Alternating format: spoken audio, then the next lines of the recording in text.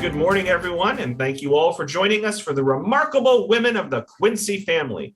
In a family where 6 successive generations of Quincy men held prominent public roles in the civic life of Boston and New England, the women in the family have long been overshadowed. But in reality, it is because of them that we know as much as we do about their husbands, fathers, and brothers. When we shine a light on the lives of the Quincy wives and daughters, cousins of Abigail Adams, we learn about the role that intelligent, articulate, and engaged women played in the political and cultural life of the region. And this presentation is led by Nancy Carlisle, who I believe is back for her 3rd virtual presentation. I owe her a set of steak knives. Nancy is the Senior Curator of Collections at Historic New England, where she has worked for more than 30 years. And she is the author of the award-winning book, Cherished Possessions, A New England Legacy. And she's also the co-author of America's Kitchens. So all 60 of us or so, let's give a big virtual round of applause to Nancy for joining us this morning. And Nancy, you can take it away. Thanks so much. Thank you, Robert. It's always a pleasure. And I am delighted to be here to talk to you all about some of my favorite historic women who lived in one of my favorite historic houses. Historic New England owns 38 historic houses, and I'm often asked, which is my favorite? I can never answer.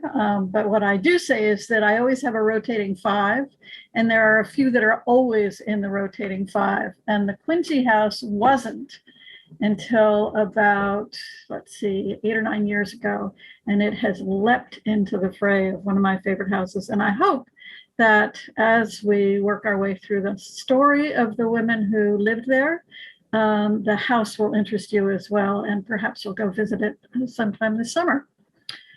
So here we have the Quincy house in 1822 and today. You can see that there are a few differences. The wings have been added, the wing has been added on one side and a porch on the other, but otherwise it's largely as it was. The house has the most extensive documentation of any of our houses.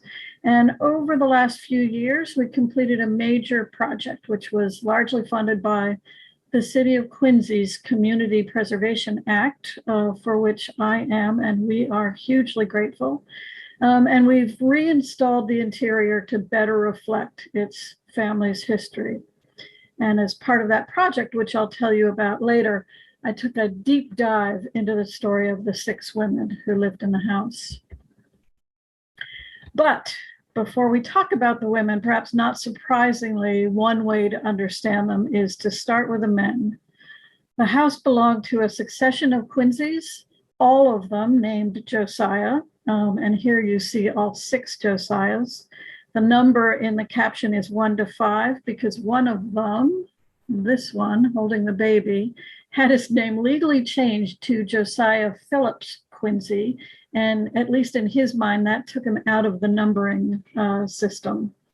I will say he had no problem, however, naming his baby, which he's holding, Josiah Quincy, I guess leaving it up to him to decide whether he wanted to be one of 5 others.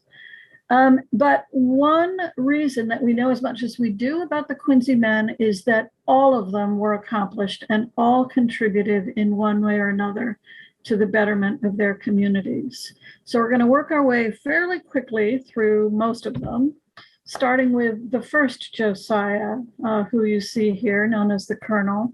He was the builder of our Quincy house. And he grew up in an already well-to-do family, and as expected, he became a merchant. His fortunes and that of his progeny totally changed in an act of legal piracy when England was at war with Spain. In 1748, the captain and crew of a ship, which you see here, the Bethel, which he owned in partnership with his brother and brother-in-law, Quincy that is, the captain and his staff pursued and captured this Spanish ship, a Spanish ship in the Azores, that was, unbeknownst to them, filled with gold bullion. They were capturing it because England was at war with Spain and they were entitled to whatever they found. The resulting wealth which was shared between the three owners, the ship's captain, and the crew of 36, set the Quincy family up for generations. So imagine that one capture, which was divided amongst 39 people, set the Quincy family up for generations. A fervent patriot, Colonel Josiah Quincy was too old to serve in Washington's army, but from the attic of his home overlooking Quincy Bay and the Boston Harbor, he could watch the comings and goings of the British Navy, and he sent letters to General Washington with his observations. After the disastrous Battle of Bunker Hill, in which the British, although winning the battle, suffered massive casualties, Governor Gage was recalled to England, and Quincy watched from an attic window here, which you see, this is the window on one side of the house. On the other side, they overlook acres going down to the bay. So Quincy watched from that window and inscribed the details as Gage sailed away on a window, which still survives in the house. And now we're moving to the next Josiah. This is Josiah Quincy Jr. He was a brilliant scholar and attorney and an early outspoken critic of British policies. He often used thinly veiled pseudonyms in articles published in various colonial papers. And here we show his name, but he would not have published quite so obviously under his name. Josiah Jr. and John Adams were not surprisingly close, both brought up in what's now Quincy, and both had deep roots and in that area. Both were brilliant attorneys and fervent patriots.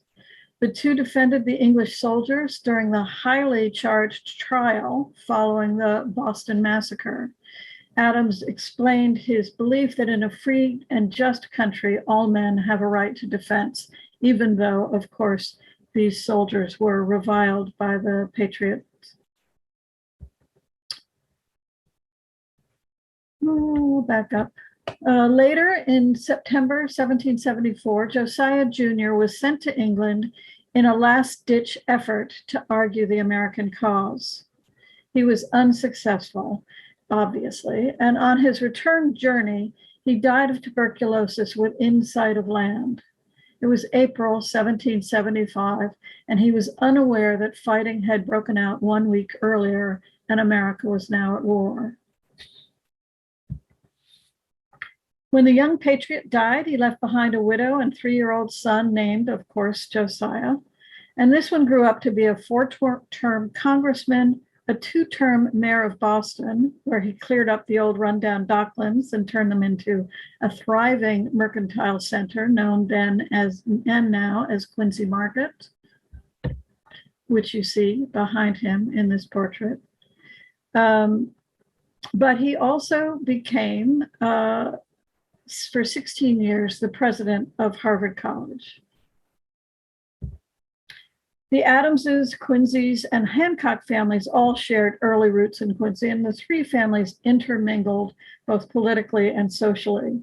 Josiah Quincy III was close friends with the children of John and Abigail Adams, Charles especially, but also Quincy Adams, seen here. In later life, Josiah and John Quincy Adams spent time together, at one point attending a lecture by the noted Harvard history of law professor, Joseph Story. Honored by their presence, Story invited Josiah Quincy and John Quincy Adams to step up and sit on the dais.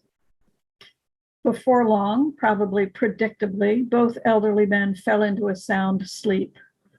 Story noticed, as did his students, and pausing a moment, Story famously pointed at the two sleeping figures and announced to his students, "Gentlemen, you see before you the melancholy example of the evil effects of early rising." The next Josiah also went on to be mayor, where he completed a project to bring clean water to Boston. Between 1790 and the 1840s, Boston's water came through wooden pipes and Jamaica Pond. from Jamaica Pond, but by the 1840s, the pond's limited capacity was inadequate for fighting fires, and its pollution had led to several epidemics. A tributary of the Sudbury River was dammed and turned into Lake Cochituate, which became the cornerstone of the Boston water system. An aqueduct transported the water to the Brookline Reservoir and from there to all parts of the city. And the first water from Lake Cochituate flowed into Frog Pond on Boston Common in 1848 at a dedication ceremony that allegedly drew 100,000 people. And you can see, obviously, the arrival of the water here. After his term as mayor, Josiah Quincy IV continued to serve the populace by promoting the development of cooperative banks for working people, a novel concept in mid-19th century Boston and America. Two more Josiahs remain, the baby in this image and the man holding him. The elder of the two was an author and an aesthete, and the baby eventually became the third Quincy to serve as mayor of Boston, both loved and reviled for his progressive policies. So we've just skimmed the basics of the Quincy men's stories, and you can see it's an impressive one, particularly because the generations chose to devote themselves to public service rather than to increasing their family's wealth. And I'm convinced that the fact that the men were so public service oriented had much to do with the Quincy women.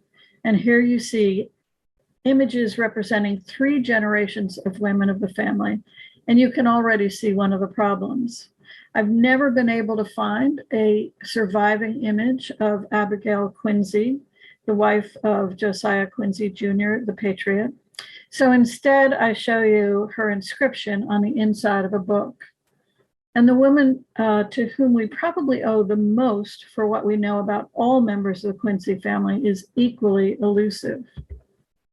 I believe she's seated on the porch, and if I'm right, this may be the only surviving image of her. So we'll start our story of the Quincy women with her and work our way backwards. Assuming I'm right, this photo shows Eliza Susan Quincy along with a sister and nephew in a photograph taken around 1870. Eliza Susan was the oldest of 7. She and 2 of her sisters never married, living with their parents and then with each other until the death of the last sister in the 1890s. And the fact that this is the only photo I know of her, of course I'm guessing it's her, is significant.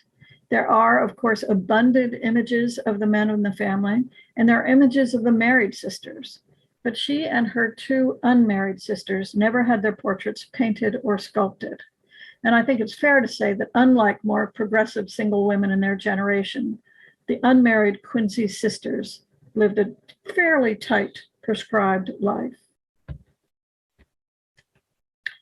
And here you see the diary and watercolor done by Eliza Susan Quincy, who recorded her family history and her surroundings in both watercolors and diaries. And as the oldest, she devoted herself to her parents.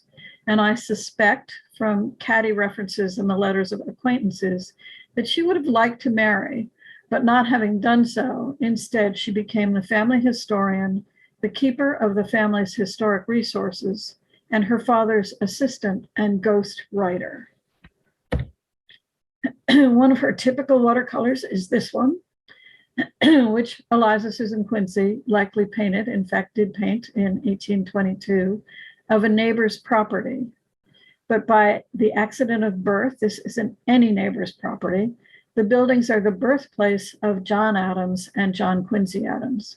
And nearly 200 years after Eliza Susan Quincy painted it, the image is often used to document the Adams family property. And in fact, it appears unattributed in a recently published, highly regarded biography of John Quincy Adams. And although not recognized as a published author until late in her life, Eliza Susan Quincy was a tireless researcher and an accomplished writer.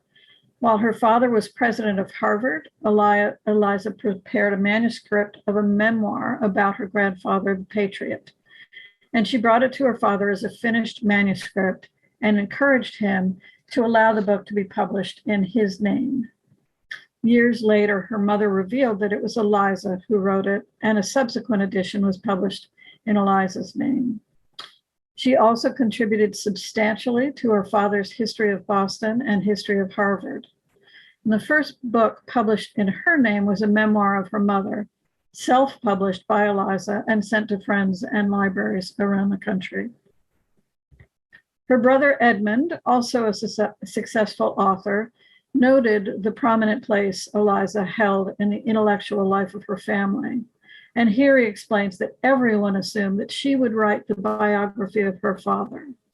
And after careful consideration, she refused, but acted as the de facto editor. Edmund also points out that not only was she her father's confidant, but such was their father's faith in Eliza that it was to her that he entrusted the family papers. The family's manuscripts, which are now in Massachusetts Historical Society, provide an invaluable resource for the history of the region from the middle of the 18th century to the end of the 19th. And they include not only generations of family letters, but diaries and watercolors, carefully arranged by Eliza Susan Quincy before she donated them. And to a degree, her organization of the papers is the organization that's still in place today.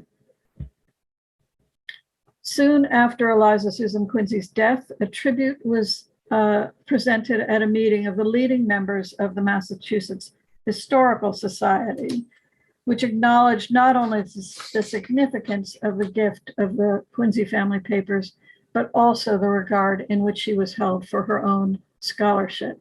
And I've italicized a sentence that particularly talks about just how valued she was.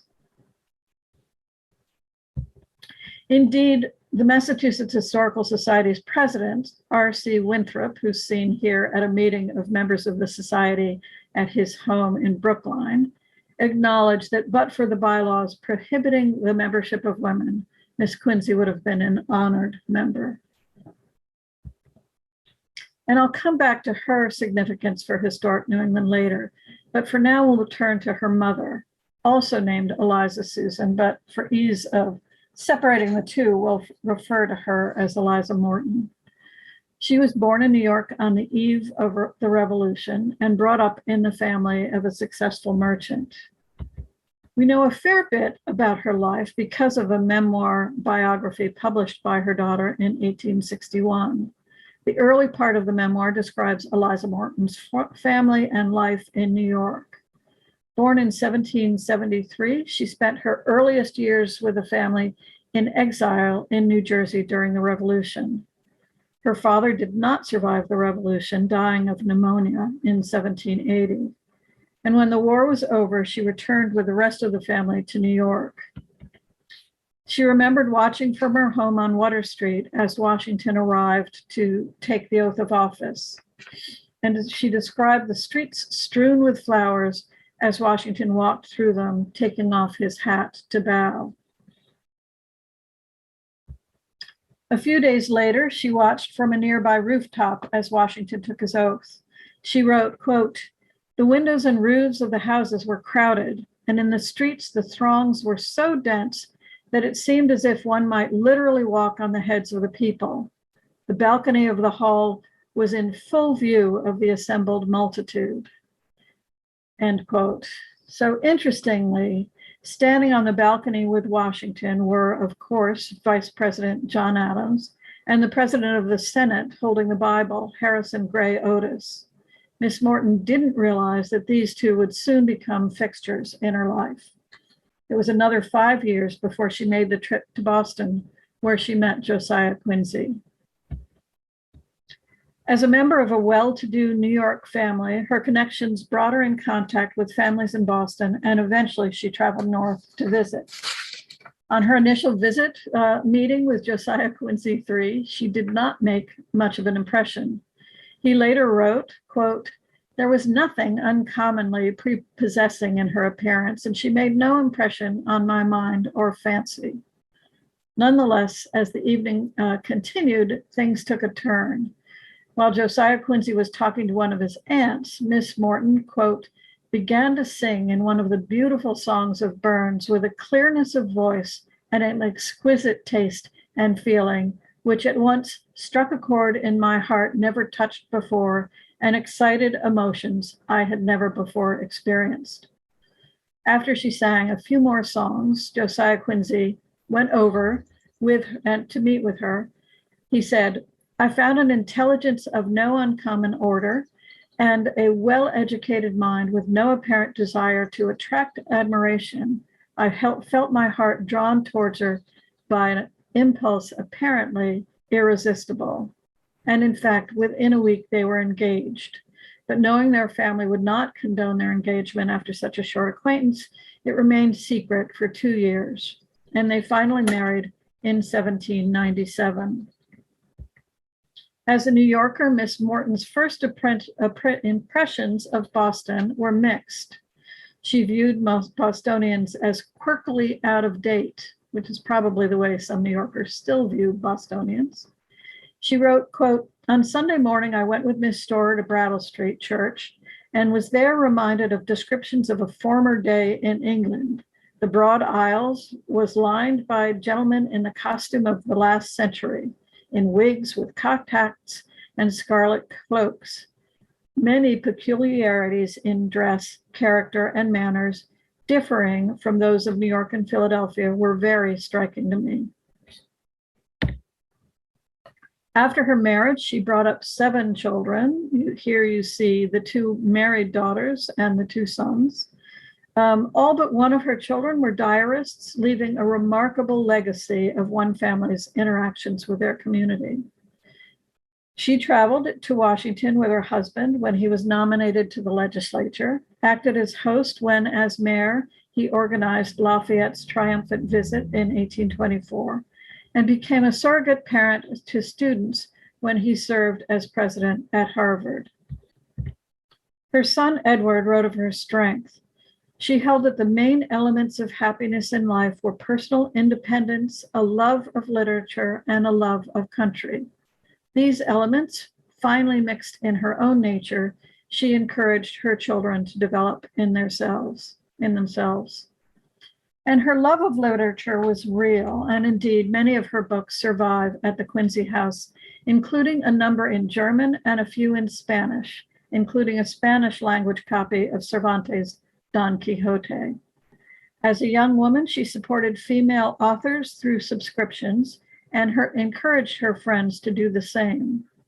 At the end of her life, as she lay dying, she had one of her daughters read aloud one of Jane Austen's novels.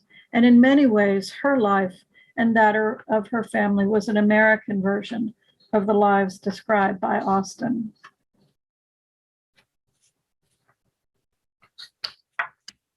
Her husband wrote, in the last week of her life, she was engaged in reading the works of taste and literature, and with the same delight and the same critical acumen for which she was distinguished. And she would not allow a word of sorrow or regret to be uttered on her account. Once, indeed, she heard, as I stood by her bedside, an involuntary sigh escape me. Turning toward me with a look of inexpressible tenderness, she exclaimed, oh, don't sigh. There's nothing to sigh about. Josiah remained as smitten with her throughout their long marriage as he had been on the day that they met.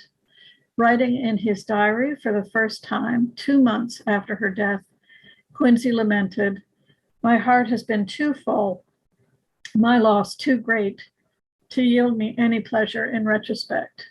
On the 1st of September, my wife, the companion of my life, one who had been for 53 years its solace, its support, its joy, its reliance, sorry, I get a little worked up, was taken from me. It's the will of heaven. Life is not, cannot be to me hereafter what it once was. So I share this, not to be voyeuristic, but to give meat and heart to the historical figures who often appear as cardboard cutouts. Poignant family peace survives at the Quincy House today, When Eliza Morton married into the Quincy family, she moved into her mother-in-law's house and accordingly brought very few furnishings with her. But among her pieces was this darkened and faded print, still in its original frame. It came from her father, who had died when she was young, and of whom she had few memories and even fewer mementos. Eliza Morton carefully inscribed on the back of this one, saying that it was a gift from her mother on the year of her marriage in 1797. The story of the prince's travels from New York to Basking Ridge and back again is still to come. When Eliza Morton married into her husband's family in 1797, she had not yet met his mother, and yet she would be moving to Boston and into her mother-in-law's house, which I'm sure was somewhat harrowing. But the two instantly took to each other. There are no surviving images that I can find of Abigail Phillips Quincy. Therefore, I'm showing you her autograph in the flyleaf of one of her books. But we have a brief description from Eliza Morton of first meeting with her new mother-in-law. Mrs. Quincy was then 53 years of age, still retaining traces of great personal beauty, with a fine expression of countenance and cordial and graceful manners. When Abigail Phillips married Josiah Quincy Jr., who you see in this portrait, it was an alliance of two powerful and wealthy families. Her father was a wealthy merchant immersed in colonial politics, protesting the Townshend Act alongside Samuel Adams and John Hancock.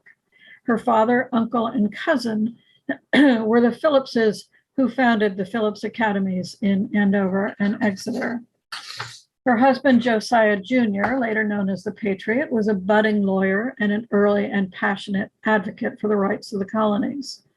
His health was always fragile, and we assume it was tuberculosis. Of their marriage, their son later wrote, "It was a time of stern agitation and profound anxieties. In these emotions, Mr. Quincy and his wife shared deeply and passionately.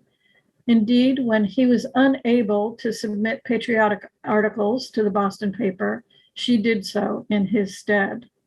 When Josiah Jr. made his final trip to England, he left behind his wife and 2-year-old son. When Abigail got word that her husband's ship had returned and was lying in harbor in Gloucester, she rode up from her father's retreat in Connecticut to greet him, only to learn that he had died within sight of land. He left his wife to bring up their only child alone, and for a time they lived with her father, who her son later recounted, quote, was advanced in life and of a stern and peremptory temperament. So it wasn't actually a successful combination to have a young child with this stern grandparent. And it was not long before he was sent to live, the son, that is, was sent to live at Phillips Academy. More successful were their visits to Colonel Quincy each summer. Abigail's father-in-law and sisters-in-law doted on her. And as her son explained, she was in the prime of her life, very handsome, full of life and vivacity, and qualified in every way to be a universal favorite of the old and the young, the grave and the gay. It's through Abigail Phillips Quincy that we have a very close link to Major Samuel Shaw, who was the business agent who sailed on the first American merchant ship to sail to China in 1784, opening up direct trade for the first time between China and the new United States of America. He later became the first American consul of England and died on the return from his 4th trip to China. Major Shaw was Abigail's brother-in-law, married to one of her sisters.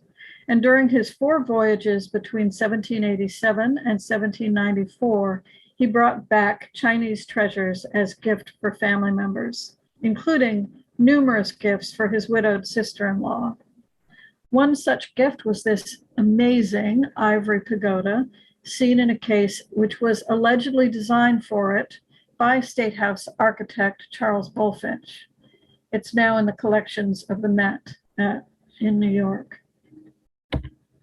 He also brought back porcelains like the one seen here, and in her 1879 memorandum documenting the contents of the house, Abigail's granddaughter Eliza Susan described a china tureen with the initials AQ on it, being part of a dinner set of china painted under Major Shaw's direction in China and brought to Boston by him as a present to Mrs. Abigail Quincy in 1792. By far the most poignant surviving remnant of the life of Abigail Phillips Quincy is her signature in this book. Phyllis Wheatley's Poems on Various Subjects, published in 1773, was the first African American, the first enslaved person, and one of the first American women to publish a book. And the overt message in Wheatley's poem is one of piety. But the underlying theme is the assertion of the capacity of Blacks to live on equal footing with whites. We have little direct evidence of Abigail Quincy's politics. We know that along with her husband, she supported the fight for American liberty. We know that she raised her son, who in turn staunchly supported his son's abolitionism. And I like to think that by carefully inscribing this book, she supported Wheatley's underlying message. So we've talked about Eliza Susan Morton, we've talked about her daughter and her mother-in-law, and finally we come to Eliza Morton Quincy's own mother, Maria Kemper Morton. Bear in mind that she was the maternal grandmother of the main player in our story, Eliza Susan Quincy, and indeed, late in life, she lived with a family. Maria Kemper was born in 1739 in a sizable town on the Rhine in Germany. Her family emigrated when she was only 2 and settled in a wilderness area around what is now Beekman, New York, where her father took up farming. Eventually, her parents realized that their children would need an education, and around 1751, they decided to leave the farm and move to New Brunswick, New Jersey, where they had family. For the first time in her life, Maria Sophia, now 12 years old, heard a language other than German. The town was settled by German, Dutch, and English families, and she and her siblings were schooled in Dutch as well as English. In 1759, the Kemper family moved to New York to join relatives there. 1 year later, Maria Sophia married an English soldier, John Morton, known as Handsome Johnny. He was raised in Northern Ireland and came to America serving in the British commissary. Soon after his marriage, he gave up soldiering and became a merchant, specializing in trade in linen and flax with Ireland, but also importing dry goods and prints and engravings like the print that we've seen that was his. Years later, Morton's daughter Eliza wrote of what happened to their family as war was approaching. Quote, "After the scenes attendant on the Stamp Act and the tea tax, when war seemed inevitable, when the Asia, a British man of war, came into the East River opposite Mr. Morton's house and threatened to fire upon the city, he, her father, determined to leave New York. In fact, one of his ships had just arrived from England, and instead of unloading her, he had the crew load everything they could that was in his warehouse and sail to Philadelphia. There, he sold off the contents and went directly to the Continental Congress to turn over the money. As he was not able, and his sons were not old enough to fight battles for the country, he said he would pay those who could to the last farthing he possessed. According to the family, he became known by the British as the rebel banker. He was unusual amongst his New York brethren, where more often than not, the merchants there remained loyal to England. The family during the war retreated first to Elizabeth, but as that town came under threat, to Basking Ridge, moving into a farm that was only 7 miles from Washington's winter headquarters. in Morristown. And this isn't that farm, but likely similar to the one they moved to. They set up a hospital for wounded soldiers and in a building across the stream on the property, and put up medical staff in their house. Washington and members of his staff dined with them regularly. Their children were infants. In 1775, Eliza Morton was only 3. Her brother, born that year, was named George Washington Morton, and according to the family, the first child in America named after Washington, although there were a lot of them, and whether he was the first is probably impossible to prove. Whenever there was a threat of attack by the British, and there were many, the young children were sent further inland with a trusted family servant. And I will say that it's only since I wrote that I learned that the trusted family servant was enslaved. And I will say that later, the young child who wrote her own diaries wrote of her disbelief in the fact that as a young child, she had accepted the fact that there were enslaved people in her family's community. John Morton did not survive the war, dying of pneumonia after an abortive robbery in 1780. But after the war, Maria returned to New York and tried to reestablish her husband's trade as a merchant. And like so many who lived through the Revolution, financial recovery took years. And for the next 10 years and more, Maria Morton worked to bring some stability to her family's finances. She wrote in 1787, quote, "My son John will continue with me this winter. He's going on with my books, and John, being a good lad and obliging, business is lively, and selling my woolens for cash, and have had some help from those who were indebted to me, so that I feel encouraged considerably." Few of her letters survive, but those that do are written in English, and nothing in them suggests that she heard her first word of English when she was 12. Eventually, when she was elderly, she left New York to move in with her daughter and son-in-law, living with them from 1820 until her death in 1832, including the last 4 years at the president's house in Harvard. After her death, her children discovered this cut paper Valentine folded up in her chest.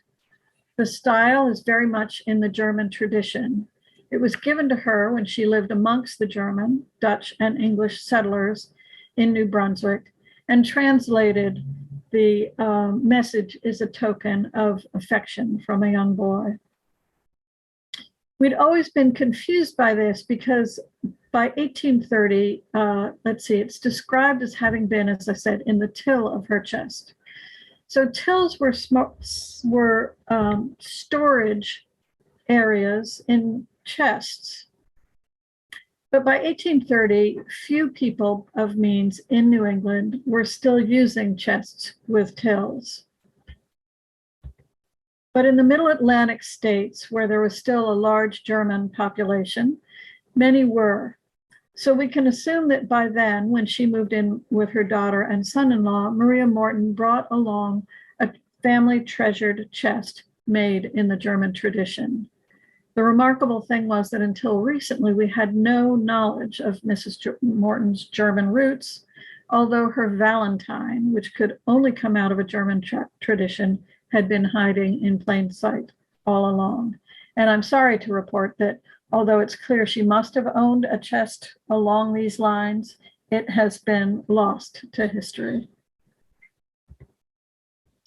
So how and when the cut Valentine was found brings us back to Maria Kemper Morton's granddaughter, Eliza Susan Quincy, for it was she who recounted the story and the story of many other Quincy family belongings.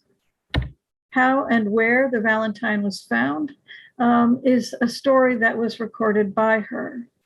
In the 1820s, when Eliza Susan was creating watercolors of her surroundings, she painted several of her family home. But it was towards the end of her life that she realized that her family's history was tied up in the house and its contents. And therefore, she wrote a narrative inventory and hired a photographer to document the house. You can hear that I think you can probably hear that my dog thinks we're being invaded, but we're not. So here you can see the type of detail she went into, Eliza Susan Quincy, in describing the house's contents, not only saying what is there, but where it came from, and on occasion, who might have sat in it or given it or purchased it. And unfortunately, you can also see that until recently, the hall no longer looked as it had when the Quincy's lived there. Because we had such great documentation from the 1870s, both from Eliza Susan Quincy and from magazine articles like the one that this quote is drawn from, we decided to return the house as much as possible to the way it looked around 1880. And the first step was to do an analysis of what the paint color would have been around 1880. And the yellow that you see, although lovely, was a colonial revival color painted sometime in the early 20th century. We learned that it had been painted this soft brown, a color that was very popular in the second half of the 19th century. It was often called fawn, after the color of deer. We had some of the family belongings on view, but others had been sold off by different branches of the family. So over the years, we had filled in as much as possible with appropriate colonial furnishings, and I will say not so appropriate rugs.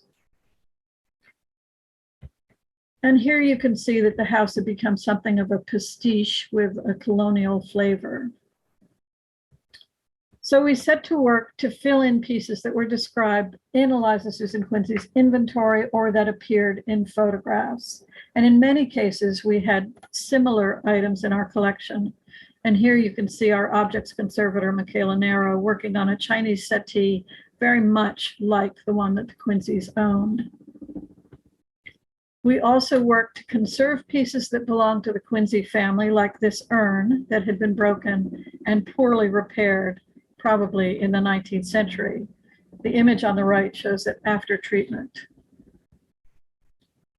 And here you can see a textile specialist who was brought in to recreate the curtains as they appear in the photographs. And now you can see how the east parlor looked until we started our project and how it looks now, which, as I hope you can see, is very similar. The overmantel mirror is the same. The straw matting's been reinstalled. The shield back chair is the same, and other chairs are similar to what was there. And most importantly, I think you get a flavor of a family that had lived there a long time. Here you can see the west parlor as it was before we started our project. And here you can see it after we finished. The Copley portrait of the first Josiah Quincy, I wish I could say was the original, but that one is at the Philadelphia Museum of Art, and this is a copy. And you can see close up the treasure that belonged to Eliza Morton.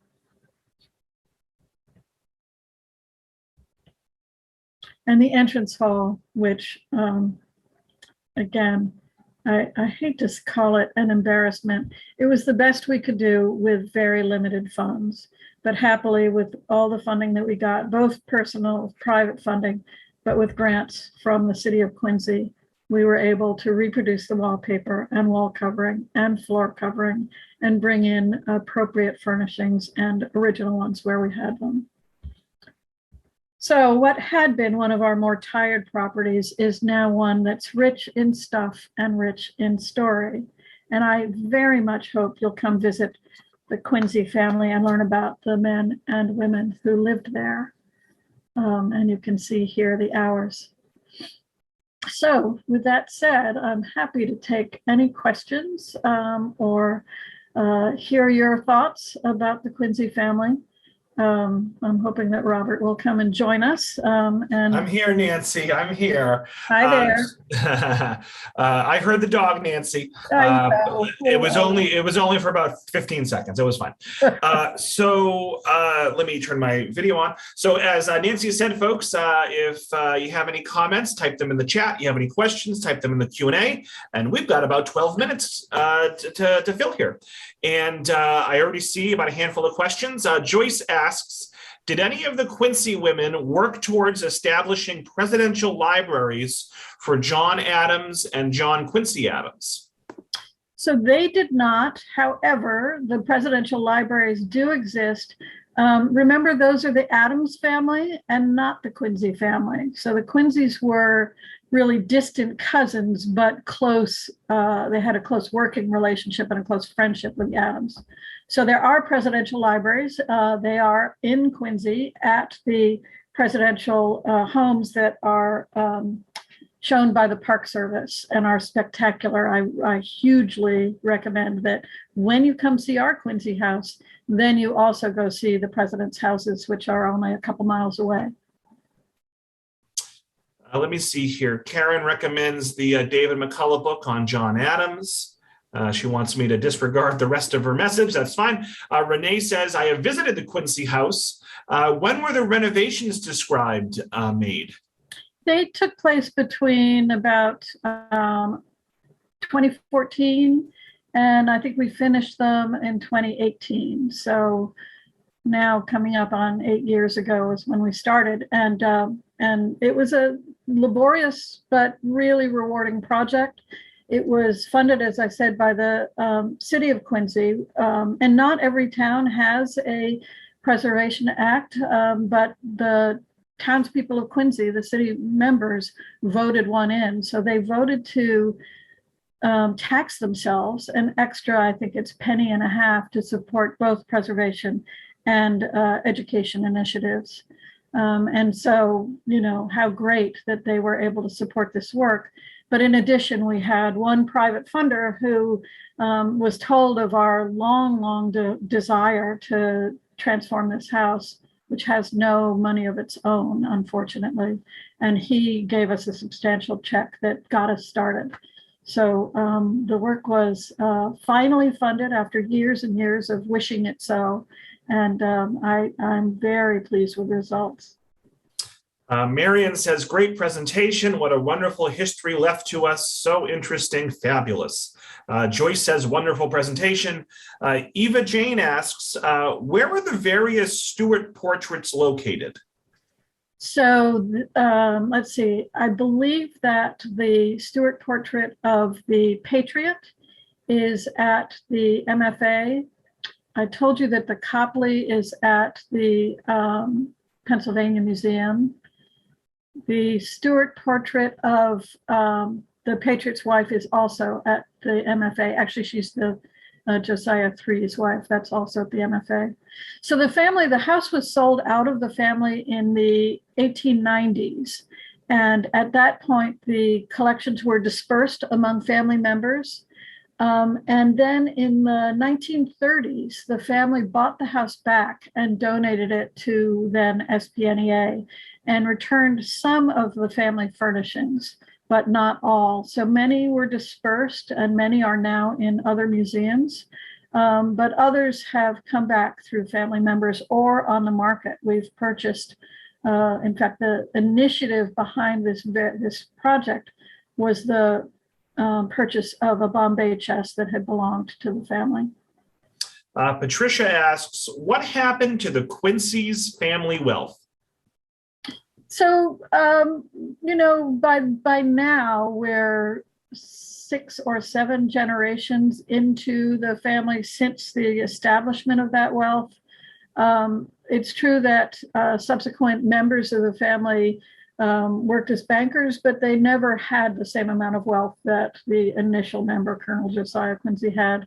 And they also didn't work so much to increase their wealth. As I've said, they worked for social causes and community betterment. So it mostly piddled out. And the members of the Quincy family that survive are still well-to-do, but not filthy rich the way Colonel Josiah was. And so actually, follow-up questions. Judy asks, are there any members of the Quincy family still living in the Boston area? And Amy asks, are there descendants who still visit the house now? So probably, so I will only say probably. The person who had the most Quincy family materials that was a direct descendant of these Josiahs was named Edmund. And he actually lived in Florence, Italy, but he had his things in storage in Boston. And a number of his things were on loan to us as well and were on view. And when he died, probably around 2000 or 2002, his belongings came to us. So that's where the bulk of the family belongings were. I know that there are family members still around that have visited the house, but I don't know of any local family members, which isn't to say that they don't survive. Diana says, many thanks. This was most interesting, a very informative presentation. Patricia says, excellent presentation. Judy says, very interesting. DL asks, are the lives of the Quincy family women emphasized in the house tour? They are very much in the house tour. I at least I hope so. As you can imagine, that when the house was finally put back together, or when we were finally done, we've sort of figured out how to tell the story as you walk through the house. I will say also, just in passing, that we have a long-standing children's program that takes place in the house and that focuses on the trial in which both Adams and Josiah Quincy the Patriot, defended the British soldiers, and the children role play both the pro and against lawyers. And at one point, and I will say this was just so heartening, one year the valedictorian of the high school class gave a speech and talked about his love of history that was established by a visit to this house. That's a little boast, but we're very thrilled to have a local impact on the community. We wish we had more. The surrounding area, which was sold off after the last Quincy to live there died, and was all developed in the 1890s to 1920s, is now lived in by first generation Asian families for the most part. Patricia would like to know, do you have any reading recommendations regarding the history of the Quincy family? I do, and I'm not going to come up with a name, but you should be able to find it. A great author recently wrote a book that is about the Quincy, Hancock, and Adams families, and I can see Robert's going to try and find the name of the book. And she focused very much on the story of the families more than the political story. Right. So it looks like the name of the book is American Rebels, How the Hancock, Adams, and Quincy Families Fan the Flames of Revolution, published in March 2020. I'm hoping that's it. It's a female author, Nina Sankovich. So I'm guessing that's the one, and I can. No, that's definite. Yeah. That's definitely it, Robert. Yeah. I'll include that in the chat when I have a moment here. And folks, we're actually going to start wrapping up. So I'm seeing 5 more questions added here. We are going to wrap up in a few minutes. I'll continue to ask questions. Let's see here. Barbara wants to know, can you speak briefly of the Dorothy Quincy house, which was next door to my junior high school? And what is Dorothy's connection to the Quincy family? Yeah, so she comes down through, so I hope that I said that the Quincy's settled in what is now Quincy in the early 17th century. And so there are multiple generations living in the house at the time of the Revolution. Dorothy Quincy is famously part of that story. If I'm right, does she marry John Hancock?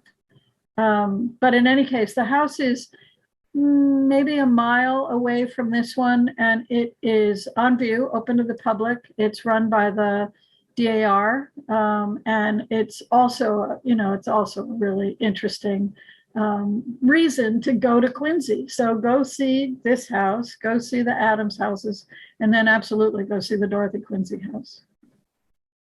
Nancy, maybe take 60 seconds for this one. I don't want to get too far Right. backwards here. Renee asks, would you please explain again the relationship between John Quincy Adams and the Quincy family? Right. So same as Dorothy Quincy. Yeah. So Abigail Quincy, who marries John Adams and has as a son John Quincy Adams, is descended from one of the Quincy's who is in the Quincy area. So they are distant cousins once removed. Judy would like to know how many rooms are in the Quincy house that we're looking at? So there are 8 rooms, which are on view. Actually, let's say there are more in the wing, which is now lived in by a tenant. But there are 8 rooms, 7 of which are on view. And you can also go up into the attic and look out the window that Colonel Quincy looked at the harbor from. Darlene, oh, sorry, Nancy. Darlene would like to know, did any of the family live in Andover? That's a good question. I don't know of any, but if you do, it's interesting.